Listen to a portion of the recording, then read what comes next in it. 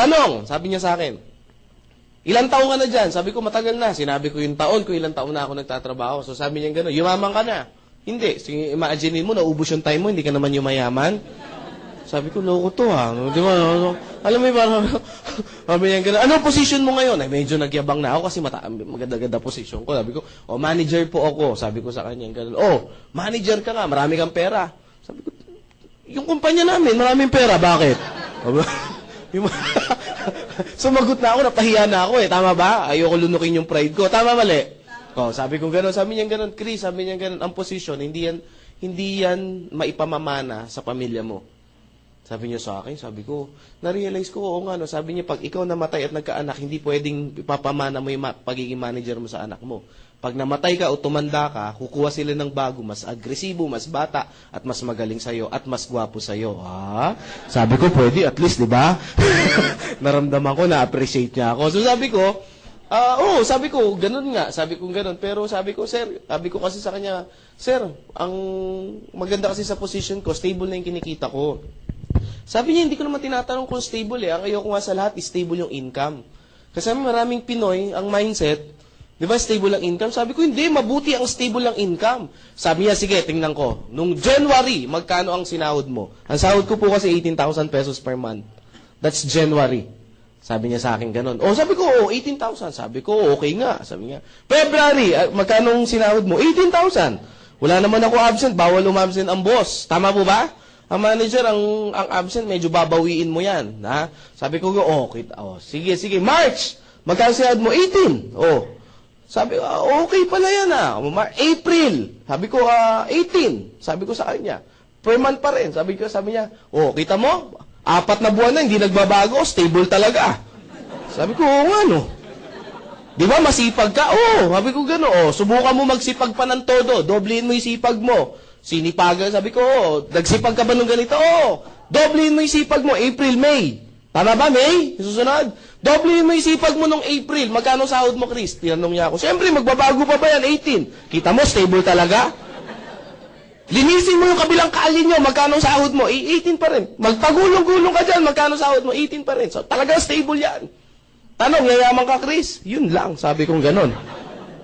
Kasi ang hinahanap mo, Chris, sabi niya ganon, paano kaya yaman ang hinahanap mo? Stable. Hindi mo naman hinahanap yung kita na magpapa-asenso sa'yo. May punto ba siya? Alam mo, sabi kong gano'n sa sarili ko, mukhang kinakain ko na yung sarili ko. Sabi kong gano'n.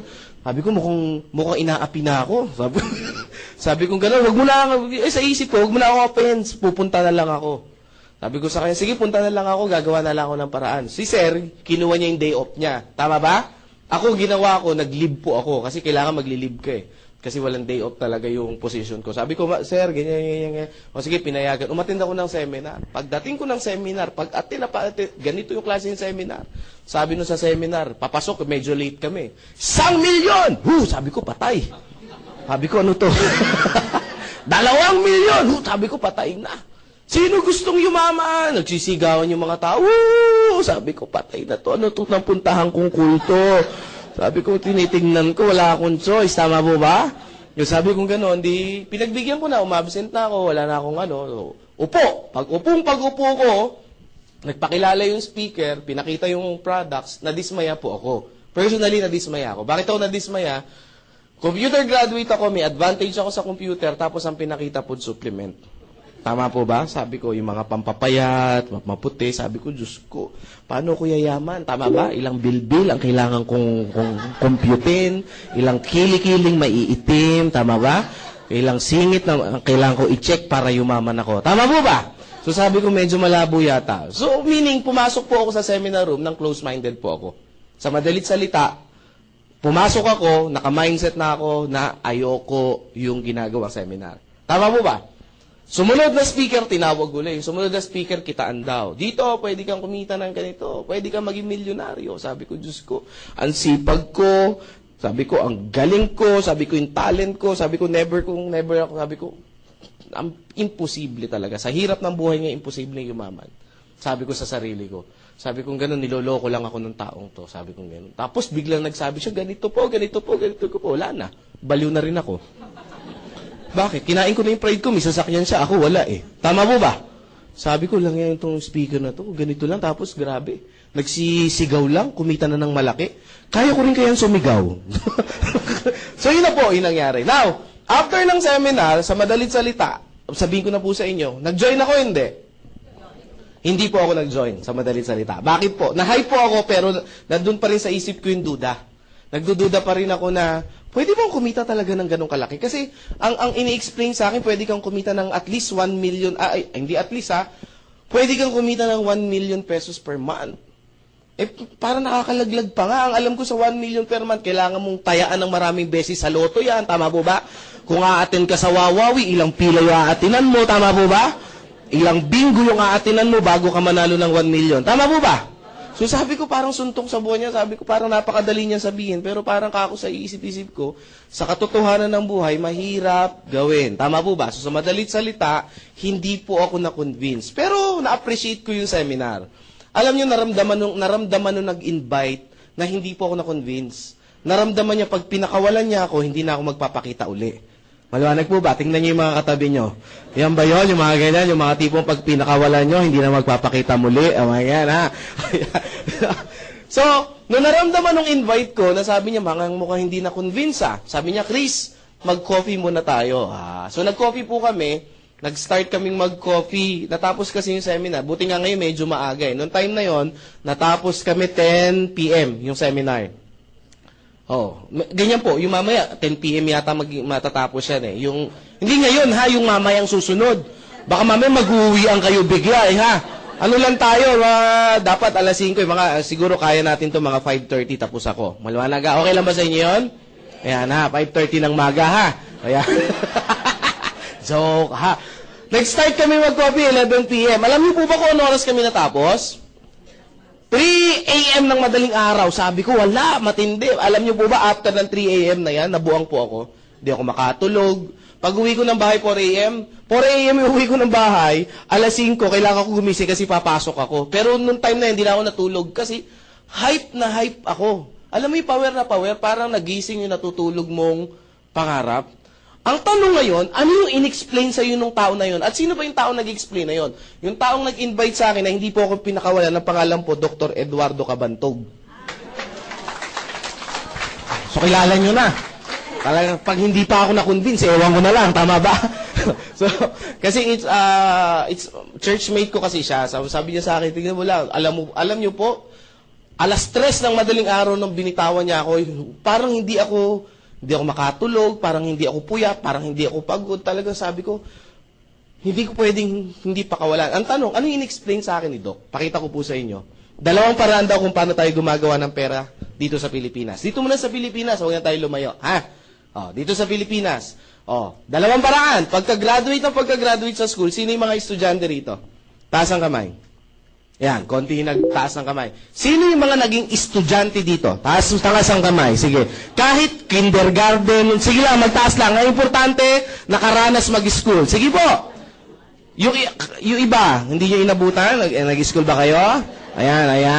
Okay Ang tanong ngayon sa mga estudyante at mga naging estudyante, pagka-graduate ng school, ano ang unang-unang option? Pagka-graduate sa school, ang college? Maghanap ng trabaho, mag-empleyado. Ang tanong, bakit? Para kumita ng pera. Tama po ba? Yung isa naman ang option is magnegosyo. Tama po ba? Pag may kapital o may konting kapital, magninegosyo. Tama po ba? Ang tanong, bakit hindi nagninegosyo? Walang pera. Ulitin ko ang tanong bakit employment yung unang hinahanap natin? Para kumita ng pera. Pag ayan ang sagot nyo, ibig sabihin, mas maraming pera ang empleyado kaysa sa negosyante. Kasi mas kumikita to ng pera Tama po ba? May sumagot kanina, sabi niya, yes, mas kumikita to ng pera kaysa dito. Tama po ba? Kaya mas maraming sasakyan nito kaysa dito. Tama po ba? Mas malalaki ang bahay nito kaysa dito. Tama po ba? Ang tanong, uulitin ko yung tanong, bakit employment yung una nating hinahanap? Walang tama, walang maling sagot, huwag kayong matakot. Para ma-realize nyo lang, bakit ba ito yung hinahanap natin? Sige po, sa mga first time lang. Para magkaroon ng pera. Kasi sa negosyo, walang pera Tama po ba? Wala mga taong to, walang mga palaboy na to, itong mga tao na to. Kawawa itong mga tao to, walang pera. Tama po ba? Ay, si ma'am papasok. Ma'am, sige. Ay, walang ano ha. Okay lang yan, magkakatuwaan lang tayo. Sige ma'am, ano po yung sagot niyo po? Sige po.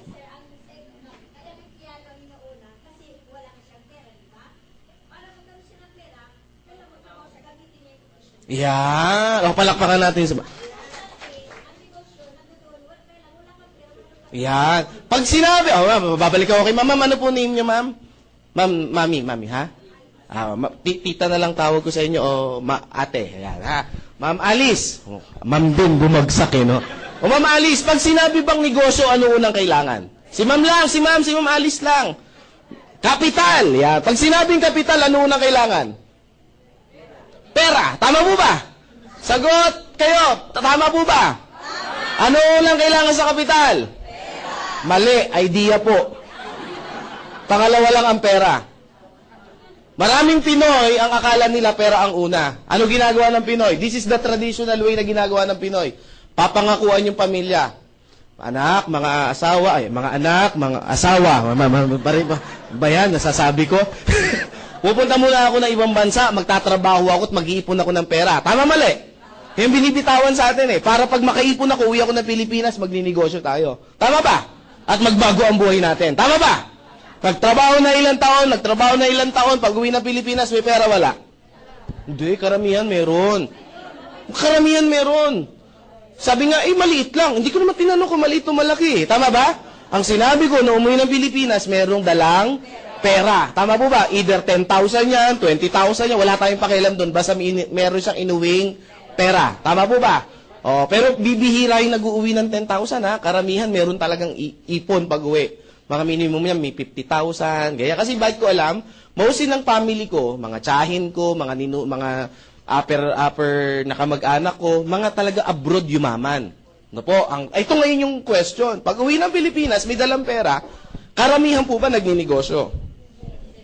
Ano ginagawa? Bibili ng flat screen, malalaking TV, refrigerator. Tama po ba? Mga bago sa bahay. Tama po ba? Papakain dito, syempre, mayabang galing abroad Tama ba? Mataas ang ere niya. Tama, mali? Syempre, galing abroad. Bigay dito, bigay dyan. Tama po ba? Pag piyesta, pakain ng todo. Pag birthday, talagang todo max. Tama po ba? Ang mga kamag-anak, pasalubong dito, pasalubong doon. Pagtapos ng ilang buwan, kamusta na? Wala na ng pera. Pag wala ng pera, ano uli gagawin? Babalik ulit doon, pangangakuan yung pamilya. Ilang beses natin nakita yung ganyang picture Tama po ba? Ang tanong, may pera yun, wala? Meron! Tama ba? Ba't hindi nagnegosyo? Alam natin, ito yung unang kailangan. Yes, walang idea. Bakit employment ang una natin pinapasok? Kasi walang idea sa... Yun yung dahilan. Kasi pag pinagsabi natin kapital lang at pera lang, ang tanong, pag ikaw ba nag-empleyado, walang kapital na pera? Marami ako na-interview, ang dami di ba? Yung naghahanap pa lang ng trabaho araw-araw, magkano na ang kapital? Pamasahe, pagkain. Tama po ba? Pag natanggap ka, requirements pa. Tama po ba? Sabi, maliit lang yun. Ang negosyo po, alam niyo po bang hindi naman pinagbabasihan kung gaano kalaki yung pera? Bibigyan ko kayo ng konting tip. Merong nagkaroon ng segment ang Balitang K. Alam niyo yung Balitang K? Ang host dyan, si Jessica Soho. Tama po ba? Tinitignan ko lang kung nanonood kayo. Siyempre si Corina. Meron sumagot, oo, gumanon. Halatang di nanonood. Sabi niya, oo, talaga nakikinig siya, attentive, no? Ang host dyan, si Corina Sanchez. Meron siyang pinicture dyan, isang matanda, naging milyonarya. Pero alam niyo po ba kung saan siya nag-start? Sa 5 piso lang. Sa 5 piso lang siya nag-start mag-business sa halagang 5 piso. Pero after a year and a year, naging milyonarya siya. Ang tanong ngayon, Chris, paano niya nagawa yun? Tama ba? Kasi nagkaroon siya ng idea. Ano negosyo ginawa niya? Yung 5 piso niya, binili niya ng squash. Ano sa Tagalog ng squash? Ayun, kalabasa. So, hinugasan yung kalabasa, hiniwa niya, yung 5 piso hiniwa niya, tapos kinatkat niya, tapos binenta niya sa kapit. Baka mamaya pumunta kayo walang maiiwan kayo na nag-invite sa inyo Tama ba? Ang tanong, pwede ba kayo maging milyonaryo din? Depende sa idea na meron kayo ngayon. Tama po ba? Kasi it's not how, sabi nung mentor ko, ang pagyaman, hindi sa laman ng kanyang bulsa, kundi sa laman ng kanyang pag-iisip. Tama ba? Ang tanong, bakit employment, Chris? Gusto niyo malaman yung sagot? The reason why bakit employment, kasi meron din natawag dito na security income. At sa negosyo, walang security income. Ang Pinoy masyadong sigurista. Tama ba? Subukan mo, aling nena, magnegosyo tayo. Ayoko nga, Chris! Bakit? Baka malugi. Sabi ko talaga malulugi. Bakit, Chris? Hindi pa tayo nag-i-start. Usapan pa lang, lugi na. Tama po ba? Hindi mo nga tinanong kung magkano ang kitaan. Tama ba? Kung paano yung paraan. Tama, mali. Yan. Bakit dito? Sigurista ang Pinoy eh. Dito walang lugi. Tama ba? Basta natanggap ka, trabaho ka lang araw-araw. Tama ba? Trabaho araw-araw, tatanggap ka ng A15. Tama, mali? Trabaho araw-araw, tatanggap ka ng katapusan. Tama ba? Tuwing A15 at katapusan. Tama ba? Trabaho ng trabaho, A15, katapusan. A15, katapusan. 1 taon ka ng A15 katapusan, may nagbabago ba? 5 years ng A15 katapusan, may nagbabago ba? 10 years ng A15 katapusan, may nagbabago ba? O may kilala ko, yung tito ko, 30 years nang nasa serbisyo, A15 katapusan, may nagbabago ba? Meron yung edad, hindi nyo lang napapansin. Tama ba? Tama ba? At ito yung dapat nating tanggapin. At habang umaangat ang edad natin, ang opportunity bumababa. Tama ba? Sabi ng iba, hindi totoo yan. Try nyo. 45 years old o 50 years old, kinatanggap pa ba na crew sa Jollibee? Good morning. Huh? Yung nagmamap, oh. Baka pag ikaw yung kumakain, sir, ako na po, naawa ako eh. Baka maawa sa inyo yan, tama ba? Tanong, lumiliit ba ang opportunity pag tumataas yung edad? May kaibigan nga ako, sabi niya, Chris, wala na akong choice, kailangan ko na pumasok sa negosyo mo. Sabi ko, bakit? 35 na ako, wala nang tatanggap sa trabaho sa akin. Sabi ko, at least, na-realize mo yan. Sabi niya, hindi ko na-realize, kailangan ko lang talagang tanggapin. 35 na eh, tama ba? Yan ha. Nagigets mo ba to? Pa ang itsura niya, si Robert Kiyosaki. Kilala niyo si Robert Kiyosaki? Isang financial expert, siya yung nagsulat na Rich Dad, Poor Dad, Cash Flow Quadrant, at marami pang investment kung paano kaya yaman. Sabi ni Robert Kiyosaki, pag ganito daw yung buhay mo, ang hinahalin tulad daw niya yan sa isang rat race. Alam niyo yung rat race? Alam niyo yung rat? Alam niyo yung race? Ayan, at least malinaw, baka may mapaisip pa kayo eh ha. Ano yung rat race? Ganito yung itsura niya. Ito yung wheel, ito yung daga, tatakbo yung daga, iikot yung wheel. Tama ba? Pag tumakbo yung daga, iikot yung wheel. Makakalis ba yung daga? Sagot kayo ng malakas, ha? Bibilisan niya, times 2 yung bilis. Makakalis ba siya? Times 5, makakalis. Times 100, makakalis. So, hindi makaalis. So, parang ganito din, A15 katapusan, ilang taon ang A15 katapusan, hindi makaalis. Sa A15 katapusan. Sabi nung iba, oo nga, no? Paano nangyari yan? Pamali ko. Tama ba? Hindi ko rin alam. Basta ang alam ko, yan lang yung diagram. Tama ba? Baka sasabihin ng iba, Chris, siguro may galit ka lang sa employment. Wala pong galit sa employment. The point is, na-realize ko lang. Tama ba? Sabi ng iba, Chris, income eh. Dagdag income. Hindi naman namin sinabing bawas income eh. Tama ba? Kumikita ka ng 10,000 sa employment. Tapos, dagdagan mo ng negosyo, 10,000 din. Malaki bang tulong yan? Yes. Tama ba? Ganyan yung dati sa akin, 18,000 pesos per month. Then, after ilang months, ang nangyari sa akin dito, 120,000 per month. Ano nangyari? Totoo yung sabi ng mentor ko, full-time on your job, part-time on your fortune. Tama po ba? So, dito ba may ipon ako? Dito may ipon ako? Yes. That's why after ilang months, nag-resign din ako. Tama ba? Ibig mo sabihin, Chris, magre-resign din kami? Bahala na kayo mag-isip. 120 nga to part-time eh. Tama ba? Ito, full-time, ayaw magbago. Tama ba? Yun yung advice ko. Gawin nyo yung business na to. Try nyo, subukan nyo to. Pag nag-120 kayo, mag-isip kayo. Tama po ba? Kahit naman siguro bata, maiisip naman kung ano dapat gawin. Tama ba? 10 hours mong ginagawa. Ito, 2 hours to 3 hours. Tama po ba? Medyo dapat pag-isipan maigi. Tama ba? Ba't umuunga? Huwag yun. Tama ba? So sabi ko sa boss ko, boss, nagpaalam po ako. Boss, Chris, magpapaalam po ako. Anong papaalam mo? You're fired.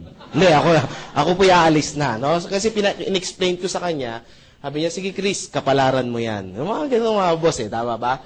Now, nagkaroon po ako, after ko pong naging ganito, ang ginawa ko po, sumunod kong ginawa, nag-part-time po ako. So, ginagawa ko to, tapos nagpa-part-time po ako, nagtuturo po ako sa mga estudyante.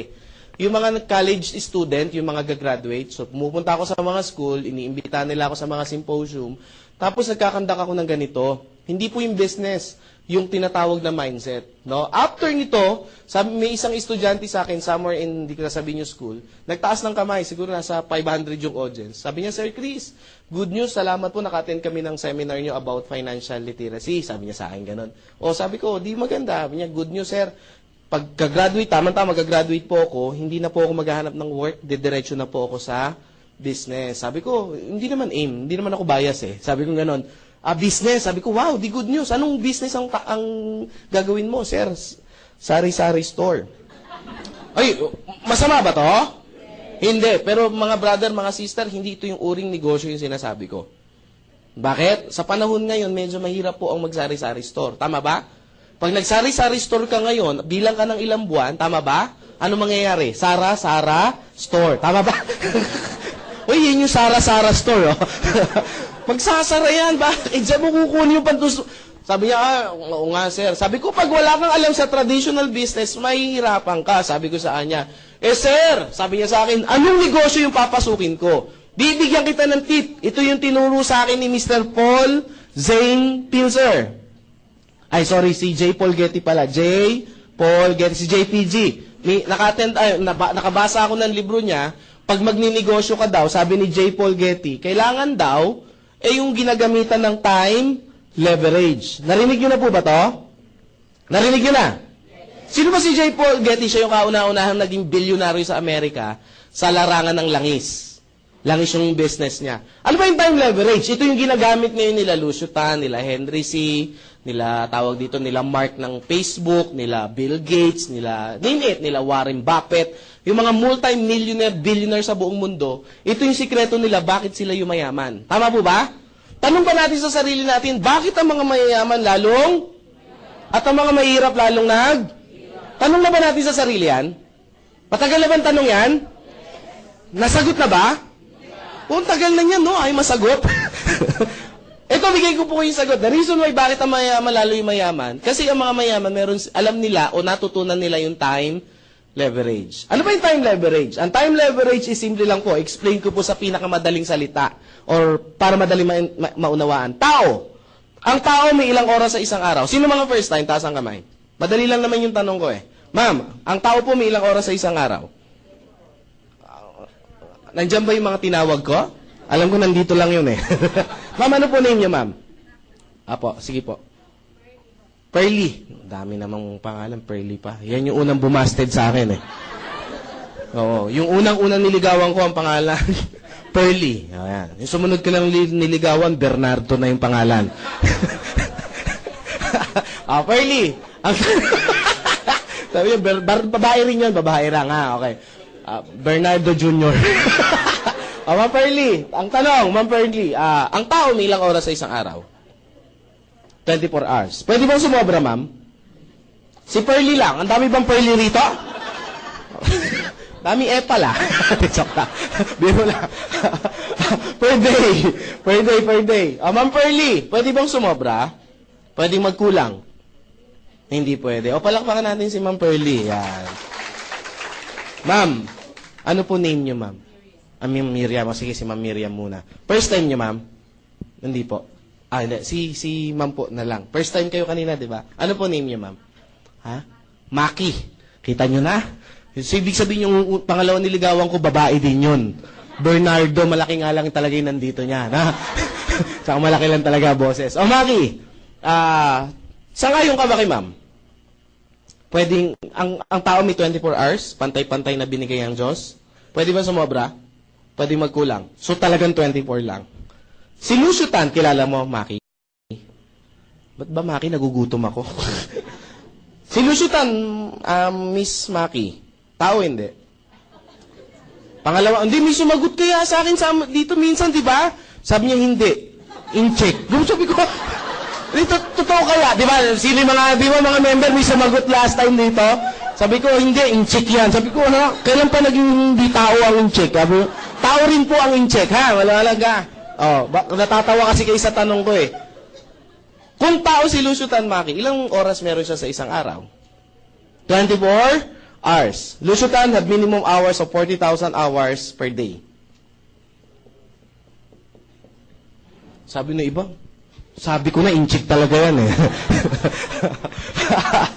Ang tanong ngayon, alam ko na yung pumapasok sa mga first-timer, alam ko yung tanong, paano nangyari yan, Chris? Tama ba? Ginamitan nila ng formula ng time leverage. Lahat ng bagay may formula sa mundo. Tama ba? Ang math may formula. Ang science may formula. Even ang buhay natin may formula. Now, paano nangyari? Marami pang negosyo si Lucio Tan. Marami. Philippine Airlines, Fortune Tobacco, Asia Brewery, Allied Bank, etc., etc., University of the East. Marami. Isang negosyo lang pag-usapan. Philippine Airlines. Under Philippine Airlines, may mga empleyado ba? Bawat empleyado, ilang oras ang minimum na pinapasok? 8 hours. Yung 8 hours na to, na minimum na pinasok, kanino to? Ki empleyado o ki boss? Ayan, may nagsabi ng empleyado, may nagsabi ng ki boss. Taas ang kamay ng ki empleyado. Okay, wala. Taas ang kamay ng ki boss. Yan, meron nagtaas. Taas ang kamay ng walang pakialam. Ay wala, hindi ko alam kung nasaan kayo eh. Tama ba? Ito po ki boss, never to magiging ki empleyado. Kung kayo may sagot na empleyado, never po naging sa inyo yan. 'Di ba? Pag nag-time card kayo, hindi na kayo, 'di ba? Nandun lang kayo sa loob at tatapusin niyo yung 8 hours bago kayo lumabas. Tama ba? Tama mali. Bakit naging key boss yan? Kaya ka nga binabayaran eh. Binibili niya yung oras mo, lakas mo, yung skills mo, yung mga natutunan mo. Tama po ba? Kaya gumagana yung mga negosyo niya kahit natutulog siya. Tama po ba? That's why si boss, kada merong kinukuhang empleyado, parami ng parami yung oras niya. Tama ba? Ang tanong, si boss, pag natulog, may kita wala? Meron. Tama po ba? Nakita nyo na ba ang Philippine Airlines nung inantok si Lucio Tan? Gumaganon din? Gumaganon yung mga aeroplano, inaantok siguro si Lucio Tan. Gumigewang eh, tama ba? O kahit tulog siya, umaandar. Yung mga negosyo niya ba, yung plantation niya ng sigarilyo, pag natutulog siya, gumagana? Pag nag-golf siya, gumagana yung mga negosyo? Ibig sabihin kung gumagana yung mga negosyo, kahit wala siyang ginagawa, kumikita? Itong empleyado, pag natulog, may kita wala? Nagkasakit, may kita wala? Tinamad pumasok, may kita wala? Why? It's because iba yung pagkakaroon nila. Ito si Lucio Tan, naintindihan niya yung time leverage. Kaya pansinin niyo yung mga mayayaman, lalo yung mayaman. Ang oras nila parami ng parami. So ano yung batas si J. Paul Getty? Pag gusto mong yumaman, paramihin mo yung oras mo. Pag dumadami yung working hours mo, meaning kumikita ka ng malaki. Ano nangyari sa Pinoy? Ano pagkakaintindi natin? Meron tayong 24 hours na binigay ng Diyos. Tama mali? Sabi daw, kailangan nating magtrabaho 8 hours. Ayan. Per day. So ilang oras yun natira? Minus 8, matitira 16 hours. Tama po ba? Nadagdagan, nabawasan? Ang sabi, paramihin. Ano nangyari? Nabawasan. Binenta yung 8 hours eh. Tama ba? Sabi, kailangan para yumaman, magsipag, overtime. Overtime, 2 hours. Ilang oras na tira? 14 hours. Natutulog ba si Juan de la Cruz? Naman. Tama ba? O, 8 hours ang tulog. Meron nga dyan, 10 hours eh. Tama ba? Tama ba? Gigising pagtanghalian na. O, ilang oras na titira? 6 hours. Si Juan de la Cruz ba may TV sa bahay? Pag may TV ba, ginagamit yan o display lang? Ginagamit. Minimum na lang. Yung tipong yung mga teleserye. Yung teleserye na, huwag na tayo mag-umpisa sa umaga. 3 hours. Ilang oras matitira? 3. Dumadami. Tama po ba? Dumadami. Ang tanong, yung 3 hours na to, saan natin to nagamit? Palagay nyo. Kumakain ba, gumugugula oras? Nagwiwiwi, nagpupupo, gumagamit ng oras? Naglalaba, naghuhugas ng pinggan, gumagamit ng oras? Nagpi-Facebook ba? Tama ba? Naku, lagpas ako. Tama ba? Hindi lang 3 hours eh. Tama ba? Nakikipag-textmate ba? Telebabad? Nag-aabang ng jeep? Etc. etc. So, dyan gumugugol yung 3 hours. Ang tanong, sa 24 hours, saan mo ni-leverage yung time mo? That's why, bakit ang mga mayayaman lalong at ang mga mahirap lalong Kasi, hindi ito tinuro sa school. Tama ba? Ano ang natutunan natin sa mga ninuno natin? Bakit ang empleyado, bakit ang mga tao, tayo mga Pinoy, bakit employment? Kasi tinuruan na tayo. ng mga ninuno natin, pababa ng pababa, hanggang sa eskwelahan. Ikaw, anak, mag-aral kang mabuti. Tama po ba? That's our culture. That's Pinoy culture. Para pag ito na lang kasi yung kaya ko ipamana sa'yo. Tama ba? Iiyak-iyak pa yan. Para pag makatapos ka, makakuha ka ng magandang trabaho. That's why, ito yung reason natin. Bata pa lang, yan na yan. Anak, ano gusto mo paglaki? Teacher po. Ano, anak, doktor? Anak, diba? Anak, ano gusto mo paglaki? Negosyante po. Anak ko, mongoloid to. Autistic to. Pag ganun yung mga sagot, parang feeling mo yung masyadong matured. Tama po ba? Tama ba? Ito yung Pinoy culture. Kinultura tayo sa ganito. Ang tanong, may mali ba ron? Tanong, may mali ba ron? Walang mali doon. Yun nga lang, yung turo na yun, hindi na yun applicable sa panahon natin ngayon. Yun ang masakit. Bakit? Noong unang panahon, ang engineer, example lang engineer, ang engineer, kapos tayo sa engineer. Tama ba? Bibihira lang ang may engineer dati. Kaya si company A, B, tsaka C, nag-aagawan sila sa isang engineer. Palakihan ng presyo. Tama mali? Nauso pa nga nung panahon ngayon, pinipirata yung mga empleyado eh. Tama, naabutan nyo ba yon? Sabi ng iba, never pa kasi ako nag-empleyado simula noon. Matagal na akong tambay. After a year, ano nangyari? Nagkaroon ng tamang supply. Anong tamang supply? Engineer 1 versus company A. Tama po ba? So tama yung supply. Sa panahon ngayon, over yung supply. Kaya ngayon, pag nagsabi si company, ang pasahod ko 6,000, take it or leave it, pag hindi mo kinuha yan, maraming pipila pa dyan. Tama ba? Kaya nga ngayon pasensya po pasintabi po. Alam niyo po ba sa mga nursing student, pagka-graduate, yung starting pagka-graduate, pag ikaw yung unang apply mo, unang kuha mo, 6,000 no? Imagine mo, mas mahal pa yung libro kaysa sahod. Starting to bakit kukunin? Alam mo, sabi sa TV, kinuha. Kinuha, in-interview sa kamakailan lang, 2 days ago. In-interview, bakit daw? Bakit mo kinuha yan? Para po magkaroon ng experience. Tama po ba? Imagine mo, grabe 6,000. Ilang taong ka na dyan? 5 years na, para magkaroon po ng experience. Actually, hindi para magkaroon ng experience. Wala kang choice. Kaya ginrab. Tama po ba? Kasi pag hindi mo kinuha yan, may kukuwang iba. Tama ba? Sabi ko nga huwag ka na mag-apply dyan. Meron nga akong isang friend, huwag ka na mag-apply dyan. Sa akin ka na lang mag-apply. Kasi yung nursing student na pagka-graduate mo, ganda mo pa naman, sexy mo, ang puti mo, ang kinis mo, 6,000 lang sahod mo. Sabi ko, sa amin ka na lang mag-apply. Sabi niya, sir, may hospital din kayo? Hindi. Sabi ko, anak ko naghahanap ng yaya. Ang pasahod ko, tumaas na, 9,000 ang sahod ng yaya ko. Totoo, ang yaya ng anak ko, mataas ang sahod. Sabi ko, bakit? Ang requirement ko, syempre, nursing student, nursing graduate, ganyan. Kailangan nakapasa ng board, no? Mataas ang starting. Joke lang. Syempre, dalawa inaalagaan, yung 6,000 sa anak, yung 3,000 sa tatay. Pero lang yan, pero. Kidding aside, pero 9,000 talaga yung sahod ng yaya ko. Sabi nung iba, Chris, bakit ang taas ng sahod? Kasi simple lang po, pag mataas ang sahod ng yaya ko, hindi gagawa ng kalokohan sa bahay namin yan. Tama ba? Subukan kong 3,000 yan, baka kinupitan na ako niyan. Tama ba? Magkakaroon ng problema sa buhay. Ang tanong, sino kaya nakakaipon dito sa dalawa? Ha? Litan ko na lang. Doon na lang tayo sa regular. Baka sabihin nyo, Chris, kasi marami kang pera, kaya nakukuha mong ganyan. Doon na lang tayo sa ordinary, na ang sahod 4,000. 5,000 na yaya. Sino kaya nakakaipon dito? Oo, kasi ito namamasahe ito araw-araw Tama ba? Si yaya, hindi. Stay in yan Tama ba? Oo, ito kakain pa to. Tama ba? Ito, bubuksan lang yung rep namin, kakain na yan Tama ba? Tama ba? Tama mali?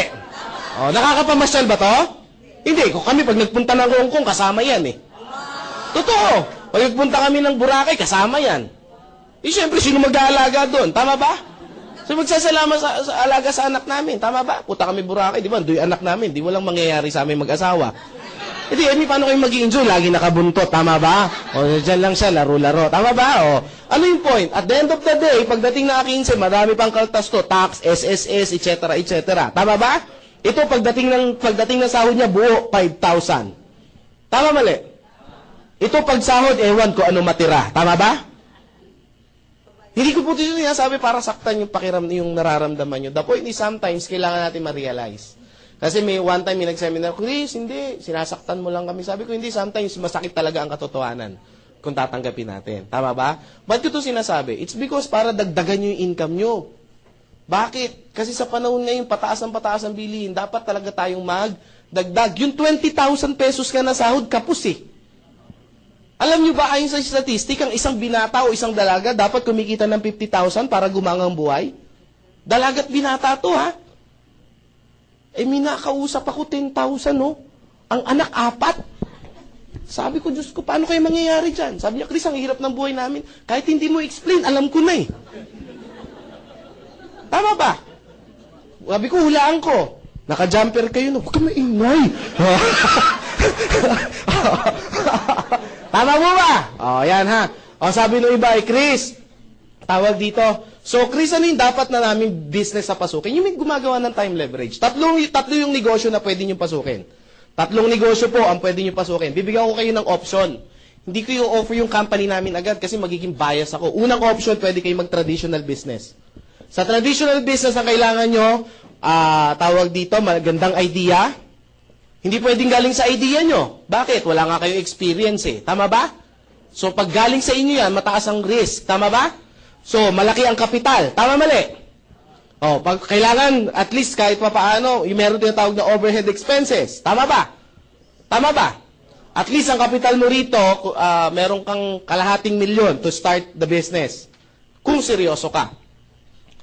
Sabi ng iba, magkano kikitain yan? 10%. Magkano ngayon yan? At least monthly meron kang 50,000 para kitain. Pwede na? Sabi ng iba, no, pwede kayo dito? May ₱250,000 kayo? O, kalimutan. Maliwanag ha? Mahabang usapan to eh. Sumunod, franchise business. Ang franchise business ba maganda? Maganda ba ang franchise business? Yes, bakit? Merong nag-isip ng idea na. Ang gagawin mo, kakapitalan mo na lang. Tama mali? And then the rest, same. Meron 3 uri ng franchise business. Small, medium, and large. Yung small, medium, and large, itong large muna tayo. Ito yung mga tipong Jollibee, McDonald's, yung mga ganyang KFC, at least meron kang 20 to 30 million. Meron ba kayo yan? Kalimutan. Dito tayo sa medium, kung saan tayo mag-meet. Maliwanag? Mahirap i-explain ko. Wala naman kayo, sayang ang oras. Tama ba? O, pag meron na kayo, tsaka natin pag-usapan. Medium. Ito yung mga maliliit, yung mga tipong, ang halaga nito, mga 1 million to 5 million pesos. Ito yung mga una-usa ngayon, yung mga tea. Hindi pa shawarma. Mga 7-Eleven, mini-stop, mga ganyan. Yan ang halaga niyan. Maganda bang business yun? Meron ba kayong 1 million to 5 million? Magtatagal tayo, kalimutan natin, ha? Maliwanag ha, doon tayo kung saan meron kayo. Small, etong small, ito yung mga shawarma, yung narinig ko kanina. Shawarma, tawag dito, siomay, tama ba? Yung mga juice, something, ganyan-ganyan. At least ang kapital mo niyan, meron kang 300,000 to 500,000. Meron ba kayo nito? Diyos ko, saan tayo? Todo na to. Wala. O ano, Chris? Next. Bakit? Wala kami yan eh. Next tayo. Network marketing. Networking. Sabi pa, ayoko niyan. Wala ka nga nito eh. Wala kang choice ito. Tama ba? Ano gagawin natin? Hindi mo kaya to. Hindi mo kaya to. Hindi dito bagsak. Chris, scam yan eh. Diyan tayo magkakatalo. Bakit? Iba ang narinig, iba ang pinag-aralan. Tama po ba? Bigyan ko yun ng sample. Sasabihin ko ang network, ako po'y kunyari doktor. Kunyari lang. Baka sabihin nyo, wala sa itsura mo. Kunyari nga lang. Kahit hindi nga ako nagdoktor, alam kong hindi ako kikita eh. Kunyari doktor ako, sir. Ano po name nyo, sir? John. Sir John, ang doktor, ganito yung ginagawa, ganito. Isang araw kami nag-usap. Talagang kinuwento ko lahat kung ano ginagawa ko bilang doktor. So alam niya na kung ano yung ginagawa ko bilang doktor. Ang tanong, doktor na ba siya? Hindi pa. Bakit hindi siya doktor? Kasi hindi naman niya pinag-aralan eh. Iba ang narinig, iba ang pinag-aralan. Tama po ba? Maliwanag po ba? Baka mamaya, yung rinig nyo na scam, mga sa kapitbahay nyo lang yan. Tama po ba? Tama mali?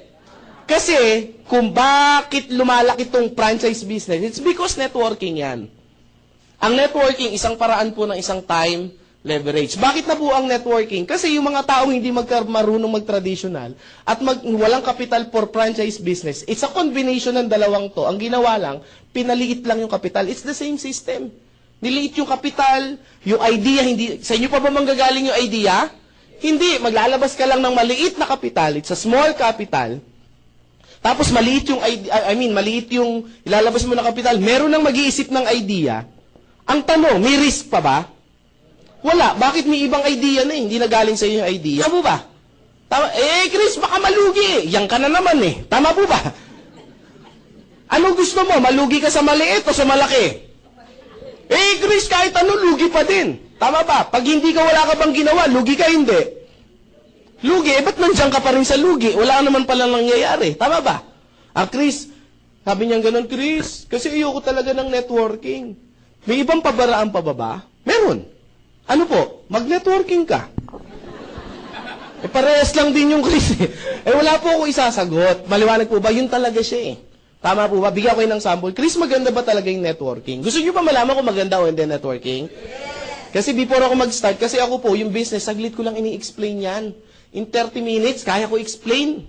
Pero yung talagang gusto ko, before kayo umuwi, lahat kayo, naintindihan nyo, bakit kayo maghahanap ng extra income. Sayang yung oras na dinala nyo rito yan. Pag uwi niyan, sasabihin niyan, ay, mas maganda pa rin ang empleyado. Yayaman tayo dito, asenso tayo dito, huwag kayo mananampalataya kayo. Tama po ba? Ang pananampalataya na kulang sa gawa, ay, wala po yan. Tama po ba? Yan na, nasa Diyos ang awa, nasa tao ang gawa. Now, bakit maganda ang networking? Tingnan natin, Henry C. Kilala niyo si Henry C? Henry C. Si Henry C, anong negosyo niya? SM, tama po ba? Ang SM ba isa lang? Marami ba siyang SM? Parami o parami ng parami? Actually, hindi lang SM yung Save-More na maliliit. Yung Save-More, alam niyo ba ba't tinayo yun? Para patayin yung 7-Eleven. Bakit? Ayun yun eh. Kaya siya maliit na version ng supermarket. Maliwanag po ba? Kinukuha niya yung competitions. Lumarami ba yung SM? Ang Save-More dumadami ba? Video. Ang video ba? May mga video ba ang SM? Dumadami rin ba ang video? Dumadami? So marami bang empleyado rito, mga nagtatrabaho? Nalileverage ba siya? Dumadami ba yung oras? Yumayaman ba to? Ano negosyo na Henry C? Networking. Sabi niya, oo nga no. Lucio Tan.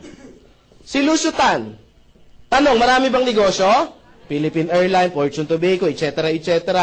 Lalo bang dumadami yung negosyo? Dumadami na dumadami. Pag dumadami may negosyo, dumadami din yung empleyado? Dumadami hanggang sa pinakababa ng empleyado nagtatrabaho. Kumikita ba siya? Ano negosyo ni Lucio Tan? Networking. Name it. Si, tawag dito, Gokong Wei. Tawag dito, Cebu Pacific. Yung kanya. Tama po ba? Robinson's Galleria, Sun Cellular. Parami ba ng parami? Dumadami ba yung tao niya? Ano ba negosyo niya? Networking. Sabi ng iba, Chris, magne-networking na ako. Hindi! Di natin ito titigilan hanggat hindi mo naunawaan. Name it. Kahit saan kayo tumingin, yan po talaga yan. Si Jollibee, bakit yung mayaman? It's because parami ng parami yung branch niya. Parami ng parami yung branch niya, parami ng parami yung mga nagtatrabaho. Tama po ba? Parami ng parami nagtatrabaho, payaman siya ng payaman. Tama ba? Bakit? Kasi networking yung negosyo. Ang tanong, Chris, yayaman ba ako sa Global? Yes, bakit? Networking to eh. Yun naman yung sagot dun eh. Tama ba? Maliwanag ha? Sabi nyo ba, yun, at least nasagot din. Maliwanag po ha? Kasi ang akala nila sa networking, ito yung recruit, benta-benta. Pag-recruit ba masama? Tanungin ko kayo. Ha? Di sana nakulong na yung may-ari ng Jollibee, nagre-recruit din naman sila eh. Tama ba? Diba? Iba lang ang tawag, hiring. Tama ba? Pero nagre-recruit din yan. Tama ba? Ayan ha, sabi ko, nga no. Kayo ba pag nag-a-abroad, di ba may nakalagay, recruitment agency. Tama po ba? Hindi sana, scam yun. Ba't marami pumipila? Tama ba? Chris, ayoko kasi magpa-recruit eh. Ba't ka nag-apply ng abroad kung ayaw mo magpa-recruit? Ganon din yan. Tama po ba? Sabi nung iba, Chris, kasi yung yumayaman lang dyan, yung nasa taas. Tama mali? Oo, parang yung boss mo, yumayaman kasi siya yung nasa taas. Tama mali? Sabi nung iba, Chris, sasali na nga ako eh. Naubusan. Business!